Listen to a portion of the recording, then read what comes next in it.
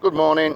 What I've got here is the Nilfisk's quick release setup. This is for the Nilfisk C range, the one with the screw fitting coming out of the bottom of the pressure washer.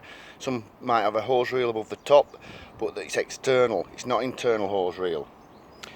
What I've managed to get hold of and got here is a stainless male quick release coupling. Now, like I said before, it is stainless, so it's a one-off purchase. The thread inside there,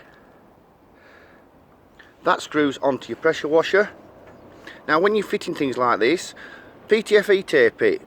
Don't over tighten. You can tighten if it leaks, you can tighten a little bit more. Never use glue, it's a swine to get off. So like I say, use PTFE tape. And you need to tighten. Once you put it on so far and it's still dripping or leaking, just give it a touch more of a tighten. You can always tighten it up a little bit more afterwards. So what would happen is, normally this end connects straight up to your pressure washer. So what we're going to do is put the stainless steel male quick release coupling into the equation and make your machine quick release.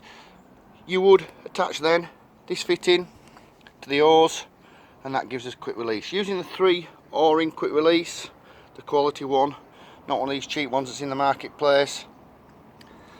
All these fittings here all joined together, they'll come joined together for yourself.